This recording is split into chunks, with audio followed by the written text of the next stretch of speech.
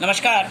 इस वीडियो में क्लास 9 आर.डी. शर्मा मैथमेटिक्स के lines of angles chapter new editions के कुछ क्वेश्चंस इंपॉर्टेंट हम करेंगे सीबीएसई स्टूडेंट्स के लिए।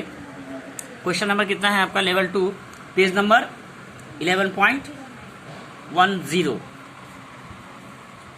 जो डेसिमल के बाद 10 ना पढ़े उसको नाम से पढ़ा जाता है गणित में। लेवल 2 का क्वेश्चन नंबर 11 देखिए व्यूअर्स भाई, तो थोड़ा सा एडजस्ट करते हुए क्या क्या क्या बोलिए। कुछ बोल रहे थे? You would like to say anything? It's okay. See in a triangle ABC, angle ABC equal to angle ACB. एक ट्रायंगल एबीसी दिख रहा है आपको, इसमें angle ABC equal to angle ACB है, दोनों एंगल इक्वल है। इसका मतलब क्या हो गया? ब्रेन में समझ जाओ कि आइसोसेलेस ट्रायंगल है। नीचे का बेस एंगल इक्वल होने का मतलब क्या हो गया? आइसोसेलेस ट्रायंगल है। और आगे और रोशनी डालते हुए हम बताते हैं आपको, and the bisector of angle ABC and angle ACB intersect at O. और ये एंगल को दो इक्वल पार्ट में ये लाइन ओबी जो है बाइसेक्ट कर रही है, बांट रही है। और ये ओसी, ये दोनों लाइन सेगमेंट जब आगे बढ़ते हैं तो ओ पॉइंट पे मिलते हैं। तो OB is the bisector of angle B and OC is the bisector of angle C. Angle C कहने का मतलब एंगल बीसी है या एंगल एसीबी। क्लियर? और ये दोनों बाइसेक्टर जहां मिलते हैं वहां पे 120 डिग्री बनाते हैं। कितना बनाते हैं? 120 डिग्री। तो आपको दिखाना है, शो दैट एंगल ए भी 60, एंगल बी भी 60 और एंगल सी भी 60, यानी कि इक्विलेटरल ट्रायंगल है। ऐसा कैसे हो गया? सम इंटरेस्टिंग है। शर्मा जी ने अच्छा प्रश्न इंक्लूड किया है नए एडिशन में, ध्यान लीजिए। आप जानते हैं बाइसेक्टर का internal bisector equal to 90 degree plus half of vertical angle. किसी भी ट्रायंगल में बालक आदर्श ठाकुर ध्यान देना कि इस ट्रायंगल एबीसी में ये बेस एंगल का बाइसेक्टर जो होता है इसका value 90 degree plus half of vertical angle जो ऊपर होता है उसे कहते हैं वर्टिकल एंगल। क्या नाम है इसका? Vertical angle. और नीचे जो होगा उसका नाम क्या है? Base angle. शाबाश, जीते रहो। और इसकी वैल्यू बेस एंगल का बाइसेक्टर जो एंगल बनाएगा वो that is equal to 90 degree plus half of angle A. अगर ये इंटरनल है अंदर में और ये अगर ये एक्सटर्नल है तो क्या होगा? 90 degree minus half of angle ए। समझ में आई बात? तो इसी कंसेप्ट को इस्तेमाल करेंगे डायरेक्टली, जल्दी हो जाएगा। Angle BOC equal to 90 degree plus half of angle A. Can you write? और एंगल बीओसी की वैल्यू 120 डिग्री है आपके पास। 120 plus 90 plus half angle A, ये 120 में से 90 का कितना बचेगा? 30 equal to half of angle A. Angle A कितना हो गया? 60 डिग्री। एंगल 60 डिग्री हो गया, सिर्फ एंगल ए 60 निकला। एंगल बी और एंगल सी आपस में बराबर हैं। नाउ थोड़ा सा इसको ठीक कीजिए भाई, हाथ में क्यों कैलकुलेशन कर रहे हो? Now in triangle ABC bye angle sum property ASP, क्या लिखेंगे? एएसपी कैपिटल में। तो ट्रायंगल क्या है आपका? Angle A plus angle B plus angle C is equal to 180 degree. Angle A की वैल्यू आप प्राप्त कर चुके हैं 60 डिग्री। एंगल बी और एंगल सी आपस में बराबर है, पहले क्या दिया था आपको? Angle ABC equal to angle ACB. Question आपने देखा है ना? तो अब एंगल बी या एंगल सी, इसको आप एंगल बी लिख सकते हैं since angle B equal to angle C. अगला स्टेप में twice of angle B equal to 120 degree. Angle B कितना? 120 बाई 2 60। एंगल बी भी 60 है तो एंगल सी भी 60 होगा। तो आपने क्या देखा? ट्रायंगल के तीनों एंगल 60 60 60 है। इसका मतलब ये इक्विलेटरल ट्रायंगल है। Clear? Therefore triangle ABC is, ये तो पूछा ही नहीं था, आप बोला था बस है। Angle A angle B angle C, तो हाँ देयरफॉर एंगल लिख दीजिए, कोई बात नहीं है। प्रूव्ड। 12 नंबर सवाल भी इंटरेस्टिंग लग रहा है। If each angle of a triangle is less than the sum of other two. Alok, पूरा आलोक डालो इस पे। If each angle of a triangle, पहले बात हम एक ट्रायंगल का निर्माण करें। हमने एक रफ स्केच के लिए एक ट्रायंगल ग्रीन पेन से बना लिया और इसका नामकरण भी कर देते हैं, क्योंकि जिसका जन्म होता है उसका नाम होना चाहिए। नाम में बड़ी शक्ति है। And everything is in the name. ABC आई बात समझ में? If each angle of a triangle is less than sum of the other two, मतलब angle A is less than, क्या बोला है? The other two. Is less than the sum of the other. Angle A is less than angle B plus angle C होगा, और angle B is less than angle A plus angle C होगा, और angle C is less than angle plus B होगा। ये तीन condition, ये तीन condition होगा ना। जो कह रहा सवाल तो ये ना कह रहा है भाई, क्या कह रहा है? फिर देखिए, गौर फरमाइए। If each angle of a triangle is less than the sum of other two, show that the triangle is acute angle, मतलब लेस देन 90 डिग्री। थोड़ा सा इनइक्वालिटी का कंसेप्ट इस्तेमाल होगा इसमें, घबराने की आवश्यकता नहीं है। ये हो गया आपका गिवन। देखेंगे इन ट्रायंगल एबीसी में ये तीन कंडीशन आपको मिल रहा है ना? क्लियर? टू प्रूव क्या करना है आपको बताइए? ट्रायंगल इज एक्यूट एंगल, इसका मतलब हर एंगल 90 से छोटा होगा। कल हमने बताया था आपको ना कि एक्यूट एंगल ट्रायंगल तीन, राइट एंगल ट्रायंगल और ऑब्ट्यूज एंगल ट्रायंगल, तीन तरह के ट्रायंगल होते हैं एंगल के हिसाब से और साइड्स के हिसाब से। नाम बताइए। कल के क्लास में नहीं था ये? कल वाला वीडियो देख लीजिएगा, यूट्यूब पे अवेलेबल है। इक्विलैटरल, तीनों साइड इक्वल, आइसोसेलेस, दो साइड इक्वल, और स्केलेन, कोई भी साइड इक्वल नहीं। बस उसके आगे हम नहीं जानते हैं, उतना ही होता ही है। आगे नया खोज मत कर दीजिएगा। To prove triangle ABC is an, क्या लिखेंगे Yogi ji? Acute angle triangle. ठीक है, कोई दिक्कत नहीं। करे कैसे? पहली बात, राहुल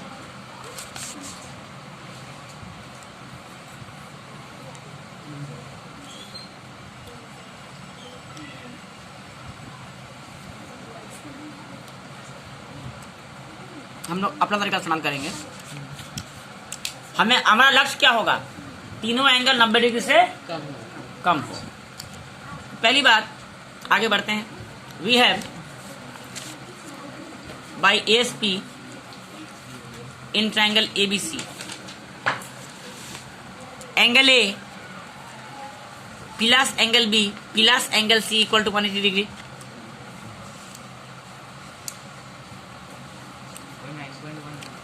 और angle A is not equal to angle B plus C। Angle A की वैल्यू B प्लस C से अलग है, छोटी है। वही तो अलग है। मैथमेटिकल बात बोलिए, आम आदमी की भाषा मत बोलिए। Angle A is less then B plus C, इसका न्यूमेरिकली मतलब एंगल A की वैल्यू हमेशा से कम होगी, और यहाँ पे तीनों का प्लस मिला के 180 है। क्लियर? पहली बात, अगर हम angle B plus angle C equal to angle A मान लेते हैं तो एंगल A की वैल्यू 90 हो जाती है। लेकिन एंगल A जो है B और PC से छोटा है आपका, तो 90 हो नहीं सकता। केस क्या हो जाएगा? कॉन्ट्राडिक्ट करेगा। नहीं समझे?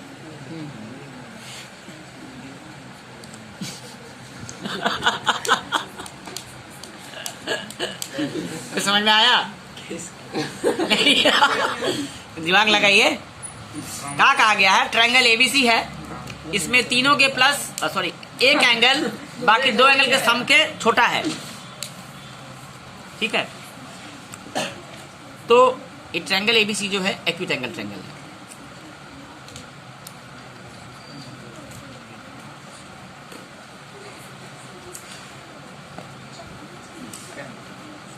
कुछ सूझ रहा है ना? नहीं, हमको तुम्हारे हिसाब के लिए सोचना होगा सोल्यूशन ना। एक जो सोल्यूशन है वो टफ लग रहा है। और आलिशा का देखिए काफी है, मान लिया है इन्होंने, तो मानेगा क्योंकि दिया हुआ ही है, लेट नहीं होगा। गिवन सेक्शन है ना यहाँ पे, given that angle A is less than angle B plus angle C, तो twice of angle A, angle A का डबल कितना होगा, एंगल ए का डबल की वैल्यू, इसको ऐसे समझिए, अगर एंगल ए, ध्यान दीजिएगा, इसकी हमें जरूरत नहीं पड़ी फिलहाल, इस मेथड में जरूरत नहीं, इसमें नहीं पड़ता है, हो गया, 2 लाइन का प्रूफ है। मैं ये मेथड नहीं बताना चाहता था आपको। क्या हुआ? अच्छा, किसको भगा दे, तुमको? इस ओके, सर हमको कल कीड़ा का बग दिया, हम सर कंप्यूटर में कुछ काम कर रहे हैं, वो स्क्रीन में आ रही है वीडियो देखो, इसको पकड़ना भाई। हाँ पकड़ो किधर। हाँ, तो क्या करना है प्रूफ में, here as angle A is less than angle B plus C, angle B plus angle C, ध्यान दीजिएगा। तो therefore twice of angle A, अगर एंगल ए की वैल्यू एंगल बी और सी को मिलाने से छोटी पड़ती है तो एंगल ए को डबल करेंगे आप, अगर एंगल ए को डबल करेंगे उसकी वैल्यू तीनों के plus angle A plus angle B plus angle C से छोटी होगी। आई बात समझ में, लॉजिक समझ में आ रहा है? हाँ। इसमें वो वाला प्रूफ नहीं है प्लस माइनस वाला, इसमें इनइक्वालिटी का प्रूफ है। इनइक्वालिटी से अगर आपको चाहिए मार्गदर्शन चाहिए, सौरभ जी थोड़ा प्रकाश डाल दीजिएगा एग्जाम के बाद, पता है ना इनइक्वालिटी के बारे में? फिर से डाल दे। 5 3 से बड़ा क्यों होता है? 5 3 से बड़ा क्यों होता है, या 3 5 से छोटा क्यों होता है? क्योंकि 5 में से 3 को माइनस करेंगे तो +2 आ गया। सर ये बात तो नहीं बता सकता था, लेकिन पता नहीं था ना। पता था वो नहीं, वो दूर था बहुत, इसलिए पकड़ना मुश्किल है। और 3 - 5 -2 हो जाता है, माइनस होने से क्या हो जाएगा, छोटा हो जाएगा पहली संख्या। उससे बोला था ना, ठीक है, इनइक्वालिटी की कंसेप्ट यहीं से स्टार्ट होती है। वो बोला ना दूर। तो ध्यान दीजिएगा, जैसा कि आपको मालूम है कि एंगल ए का जो न्यूमेरिकल वैल्यू है डिग्री में, वो एंगल बी और एंगल सी के जोड़ने से भी कम हो रहा है। तो अगर एंगल ए को डबल किया जाए तो भी इन दोनों तीनों एंगल का प्लस कितना होता है, 180 डिग्री होता है, तो वो वैल्यू कितना 180 से कम आएगा। इसका मतलब twice of angle A is less than 180, इसकी वैल्यू कितनी होती है, angle A plus angle B plus angle C कितनी होती है, 180 डिग्री। काहे घबरा रहे हो भाई, 180 degree, twice of angle A is 2 से डिवाइड कीजिए, पॉजिटिव नंबर से डिवाइड करते हैं तो साइन चेंज नहीं होता है, angle A is less than 90 degree inequality.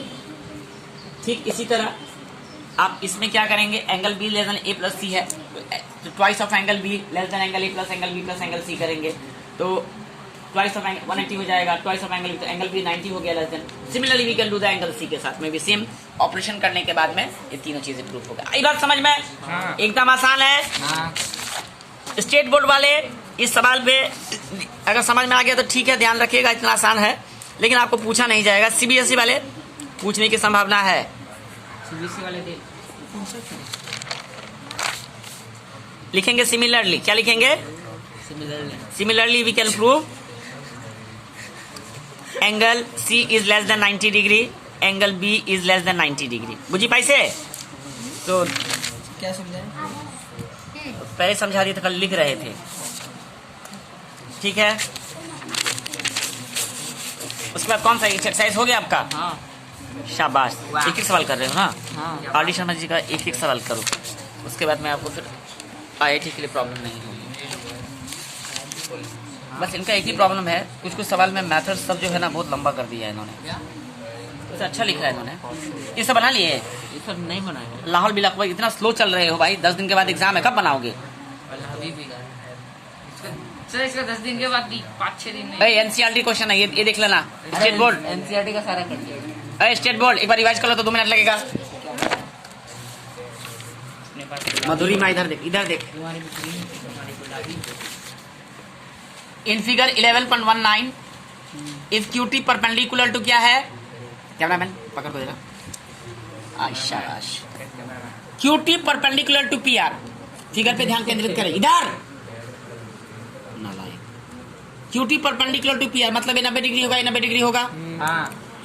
And hourly करेंगे, और हाँ ऑरली कर मतलब ज्योमेट्री समझने का मुंह से करना है, कॉपी और पेन का इस्तेमाल नहीं करना है। पेन का इस्तेमाल सिर्फ मार्किंग के लिए करेंगे। Two angles PQR and QTR given. इसकी वैल्यू दी हुई है 40 डिग्री। सॉरी, अरे राइट, हम सोल्यूशन पढ़ना शुरू कर दिए। TQR 40 है और SPR कितना है? 30 डिग्री। SPR मतलब SPT भी हो सकता है, ठीक उसी लाइन पे है ना। SPR और SPT में कोई अंतर नहीं है, ठीक है अदू, समझ में आ गया? तो हमें इस X और Y की वैल्यू निकालनी है। ध्यान दीजिएगा, कुछ समझ में आ रहा है आपको?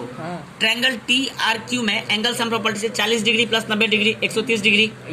130 होने से X कितना होगा? 50 डिग्री हो जाएगा, नहीं होगा 50? तीनों का प्लस 180 होना चाहिए ना। नहीं समझा बाबा? 40 और 90 कितना हो गया? 90 है ना। 90 40 कितना होता है? 130। 130 plus X is equal to 180। तो X बराबर 180 माइनस 130, 50 डिग्री आ गया। X हो गया 50, X निकल गया। एक मिनट, अब इन ट्रायंगल PSR में QS is the exterior angle, माना QS is the exterior line. समझ लो, इधर देखो, ये ट्रायंगल है। इस ट्रायंगल में अगर एक साइड को अगर प्रोड्यूस करते हैं तो बाहर में जो एंगल बनता है उसे कहा जाता है एक्सटीरियर एंगल, क्योंकि ये ट्रायंगल के बाहर जाके बना है, ठीक है। अंदर वाले को इंटीरियर कहते हैं। और इसका मेजरमेंट जो होता है सम ऑफ टू रिमोट इंटीरियर, ये एंगल और ये एंगल। रिमोट इंटीरियर, रिमोट मतलब दूर, रिमोट समझते हैं ना, टीवी दूर होता है तो रिमोट लगाते हैं ना। नजदीक वाला इंटीरियर नहीं, रिमोट इंटीरियर माने बगल का दोनों का प्लस, रिमोट इंटीरियर का प्लस। तो angle ACD is equal to angle A plus angle B। बुझी पाई से? तो y निकालने के लिए आप देख रहे हैं फिगर में, y is equal to exterior angle of triangle PSR। So y is equal to 30 degree plus x। x is how much? कितना निकला था हम लोग का? 50 डिग्री। 50 और 30 80 डिग्री। इन्होंने भी सेम वही लॉजिक लगाया है, और भी लग सकता है। माथा पच्ची करोगे तो और भी बना सकते, टाइम अगर होगा तो। एनसीईआरटी के सारे क्वेश्चंस कर चुके हैं ना? शाबाश। एक एनसीईआरटी वाला ये देखो तो, इन फिगर 11.22 क्या नंबर है? 11 दूनी 22। दोनों मास्टर नंबर है मैथमेटिक्स में। 11 is a master number, 22 is a master number. Clear? 11 के बारे में नहीं, अच्छा नंबर माना जाता है। 11 के बारे में वो अलग चीज़ है। 11 के बारे में कोई खास बात? 11 नेल्सन बोलते हैं क्या? नहीं, 111 को नेल्सन कहा जाता है क्रिकेट में। जब कोई भी बल्लेबाज 111 के आंकड़े पर पहुंचता है बल्लेबाजी करते हुए, रन बनाता है, स्कोर को, उसको नेल्सन कहा जाता है। क्या कहते हैं? He is on Nelson. क्या बोलेंगे? जब खाएगा इधर देखिए, in figure 11.22 if lines PQ and RS intersect at point T। आदर्श ध्यान दे रहा, यहाँ पे किया तो मतलब ये एंगल और एंगल हमेशा इक्वल होगा। Clear? Vertically opposite angle. Angle PRT 40 है और एंगल RPT 95 है, और TSQ ये नहीं बताता तो भी चलता है, फिगर देख के मालूम चल जाता है। क्लियर? और जो नहीं है वो फाइनल एंगल SQT। देखिए बाय एंगल सम प्रॉपर्टी 9 4 13 135, तो कितना? 45 डिग्री हो जाएगा। 45 होगा ना? ये 45 तो ये भी 45 हो जाएगा। फिर ये SP से निकल जाएगा। अब ये बाय SP से अच्छा 5 5 10 120 हो गया, ये 60 डिग्री निकलेगा। सर दूसरा ये मेथड है कि एक्सटीरियर एंगल प्रॉपर्टी से ये निकल जाएगा, हाँ, और फिर इधर से ये भी निकल। क्या दिमाग लगा? समझ में आया?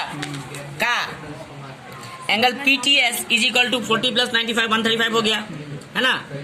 अब ये कितना हो गया? हम ये नहीं निकाले हम लोग, ये काहे निकालेंगे? एक्सटीरियर निकाले हैं। Angle PTS is equal to 40 plus 95 interior. समझ में आ रहा है? 135 ये आ गया 135 डिग्री। अब भाई ASP कर लेते हैं, वो भी कर सकते हो। तो 135 ये कितना होगा? 45 हो जाएगा। निकल गया, पता ऐसे भी निकल गया। आप ऐसे भी निकाल सकते हैं। और आपने जो बताया कि this equal to this plus this, तो 135 है, 135 में 75 माइनस कर दो, 60।